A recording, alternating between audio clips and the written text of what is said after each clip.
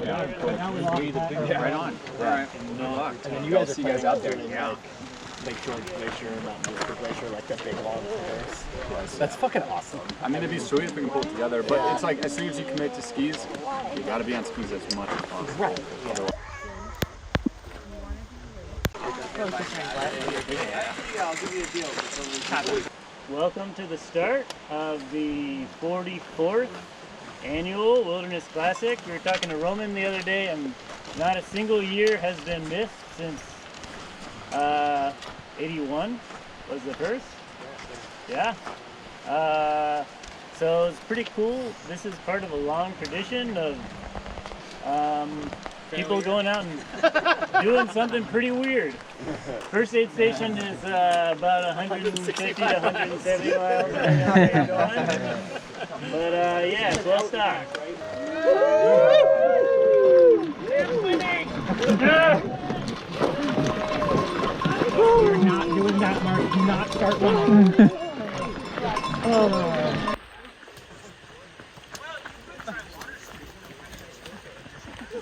The cat all actually came and hiked out to Yakutat. Oh, from where? From where?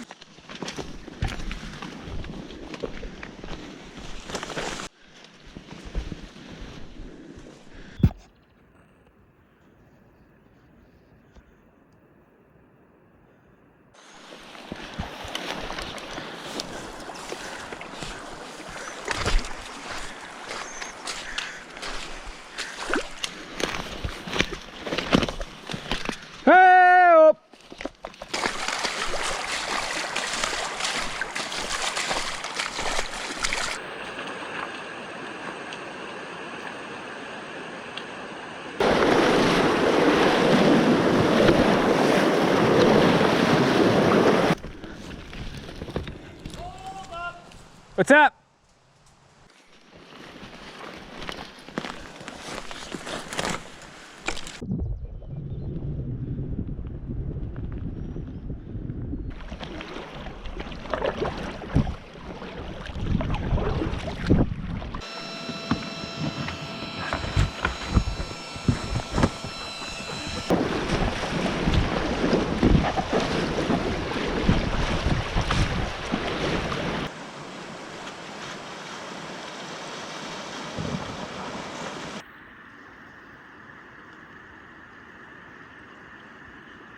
All right, dude, we're almost 12 hours in. Our average moving speed is 1.8 miles an hour. Overall average speed is 1.5 miles an hour. We've gone like 17 miles. How you feeling? Okay. That's not bad, honestly. I had it in my head we were gonna go 30 today, and that was stupid. Yeah. And I still haven't 100% let go of that yet, you know? Yeah, we got all night. Nah, we don't. Yeah, I'm okay. Not great, but it's solid. Day one solid.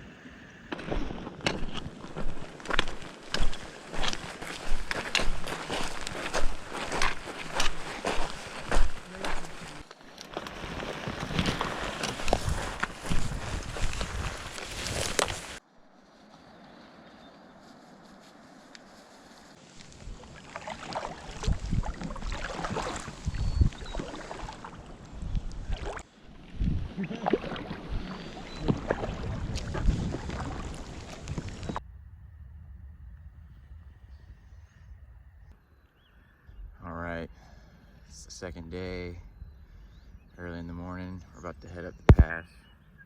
It's behind me. And then we're gonna mess around in the Alpine for a while and finally drop down into Kings Bay and start our long ocean paddle. We're a little behind, so we're not gonna catch the tide the way we want to, but hopefully the ocean gods are on our side and we'll get something favorable to make some decent progress.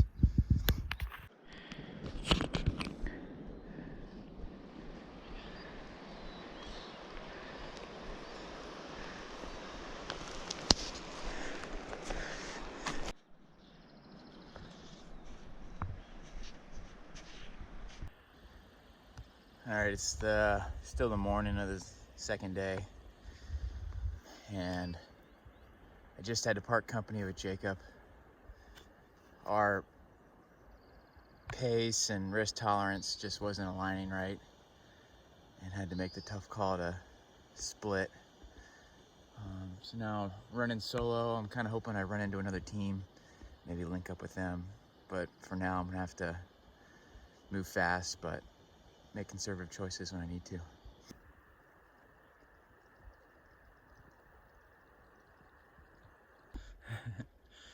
Just past those dudes sleeping.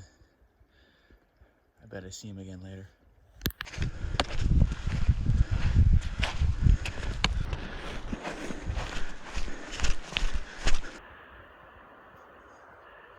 There's the Wolverine Glacier. It's starting to get serious now. I need to get there. And I'm really hoping I don't get cliffed out.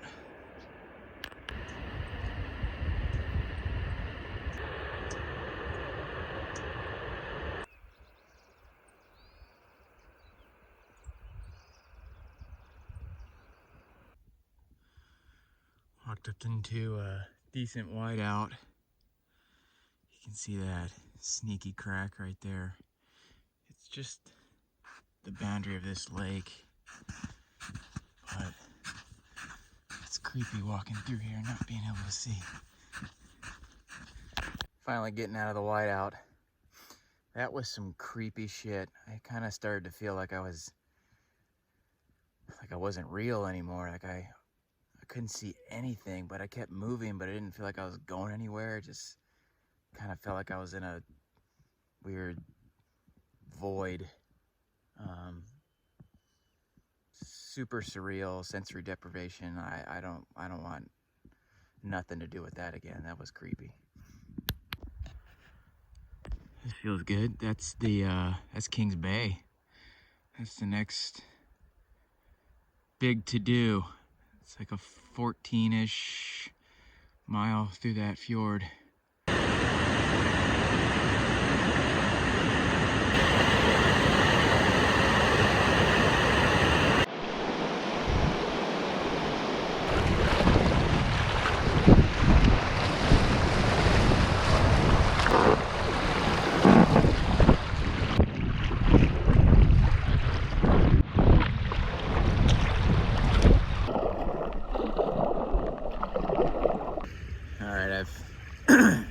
Pulled over, paddled about 5 miles so far. I think I'm averaging like 2.2, 2.3 miles an hour, which I guess is all right. It's definitely worse than that in the brush, but it is like pretty maddening to paddle this like endless sea. And it's made me think that this event really isn't a physical test. I mean, it's hard, but like what makes it hard really is it's trying to make you go insane. It's like, what do you do when you're maximally stressed?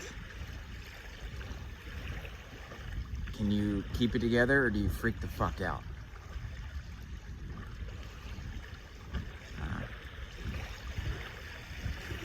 Try and keep it together.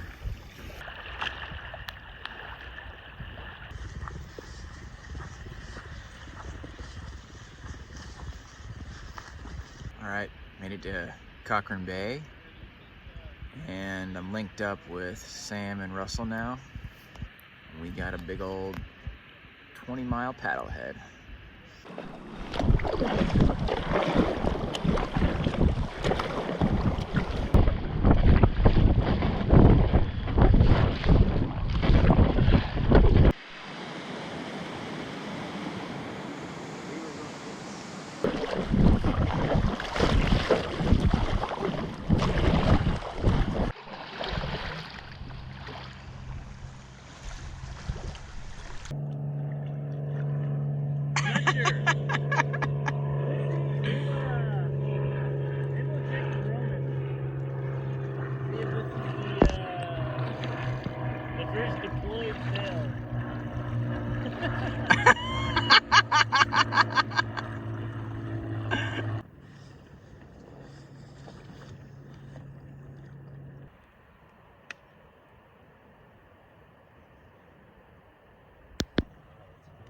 I mean, it like took to make it. It took like an hour or something. I just Morning, day 4. Slept like less than 3 hours last night. Got to do the long paddle yesterday with Russ and Sam, but I'm gonna split off from them today and join the John, Matt, and Adam team. We're heading in the same direction, and they'll let me tag along.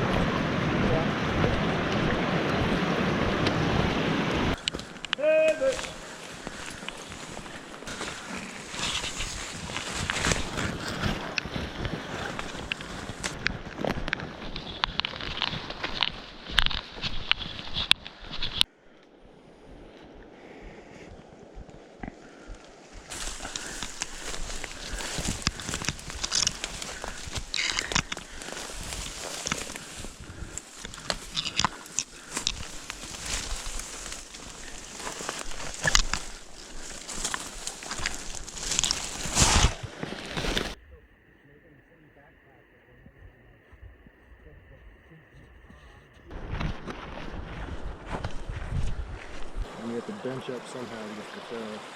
Alright. That creek's gonna really talk to me.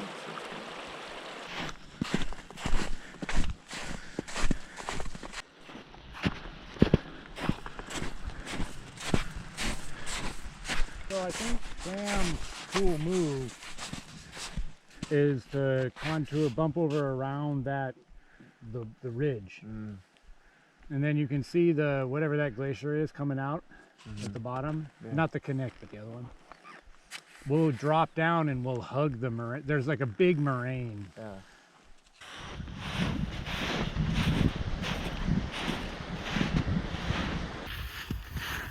Alright, it's the afternoon of day 5. Just got into the Connect drainage. Now we're doing this big end around to avoid the Death Canyon down below. Body's feeling pretty good, all things considered. Both my hands are ballooning up. The right one's kind of bad, but I guess of all the things that could hurt, that's not too bad. Last night was kind of bad though. The sleep deprivation finally caught up with me. And that's probably the thing I'm struggling with the most. Yeah, I was starting to have weird thoughts and see some weird stuff, and definitely wasn't right. So I was really happy to be with the dudes that I'm with and help me through that. But yeah, feeling pretty good right now. And we should have a big float ahead of us once we get off this mountain.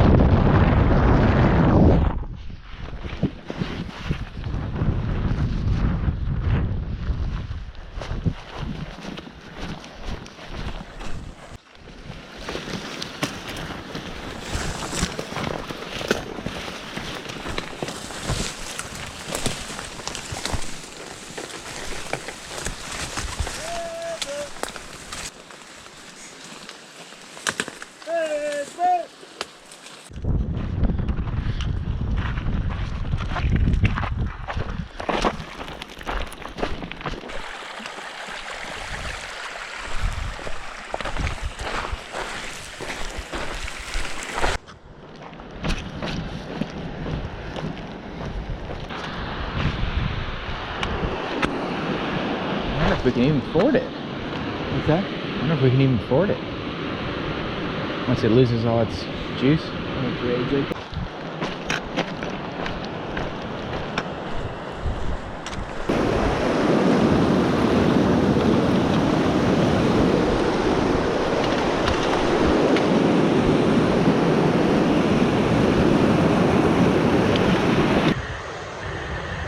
Here's the Lake George Glacier and this giant river flowing into it. It's obviously not fordable, so we had to ferry the boats down into that flat water and over into this lake.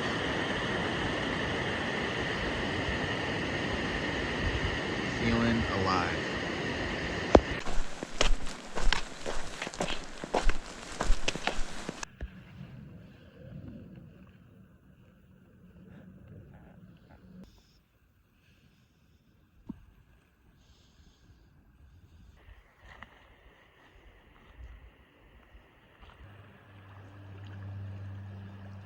Morning, day 6.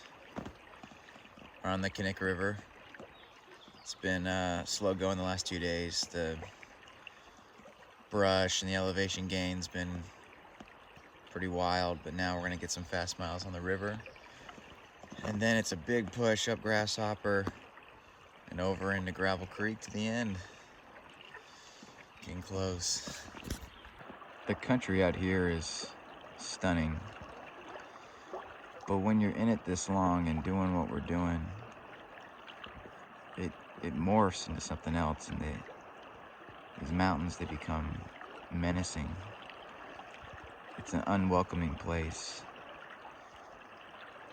The bugs and the brush and the ice falls and the avalanches, and it's all just telling you you're not welcome.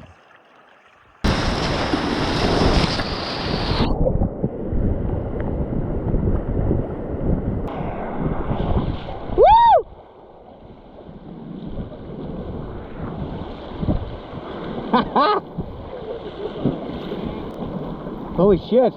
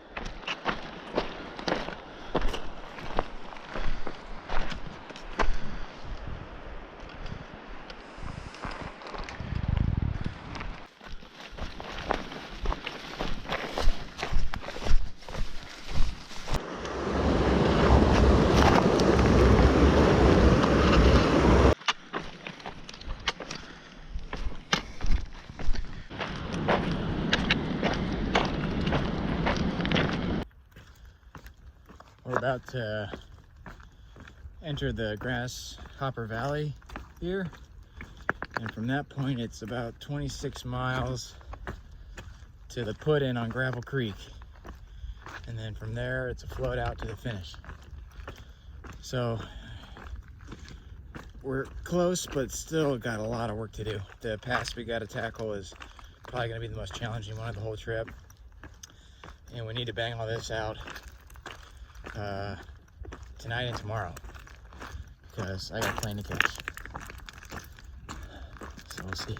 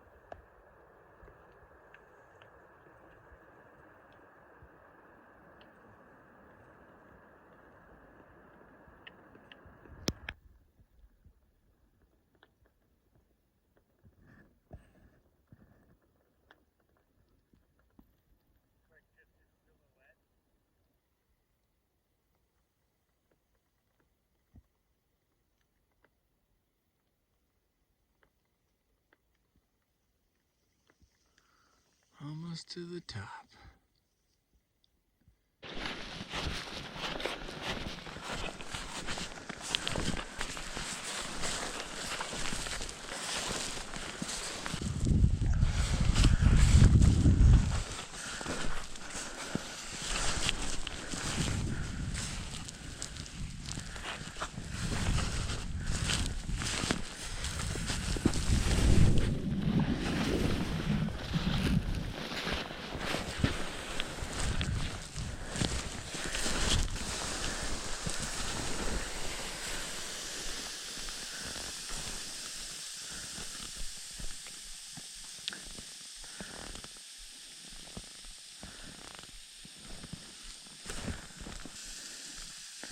Hey, Matt. Matt. Can you keep at an angle? I'm gonna maybe slough snow on you.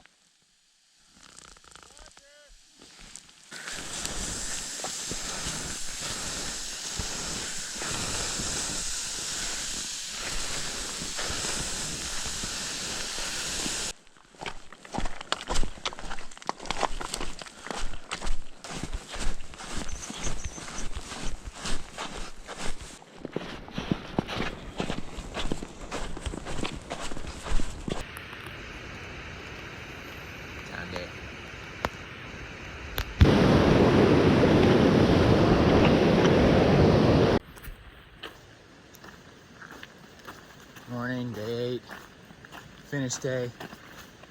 We just got done with our most recent Alaskan torture session.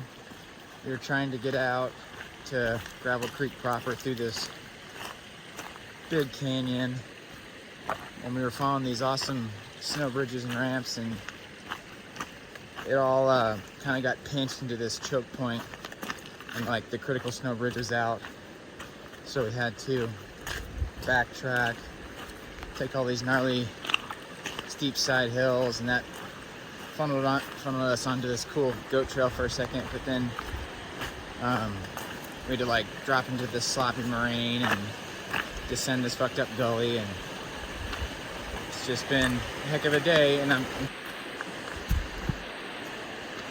trying to get psyched about finishing, but I'm just feeling so worked.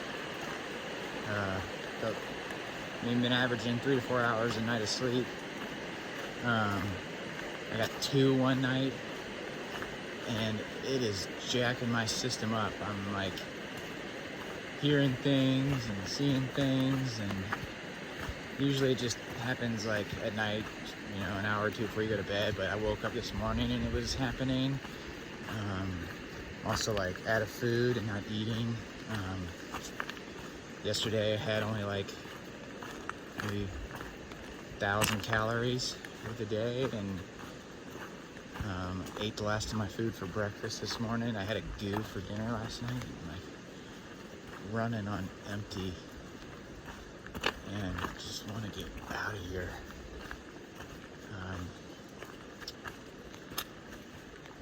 I have been thinking, I know Britt's gonna ask me, what's it feel like to finish? And I've been thinking the best analogy might be the day you get out of jail. Because you're just sort of locked into this thing, and then one day sign that piece of paper and you're free.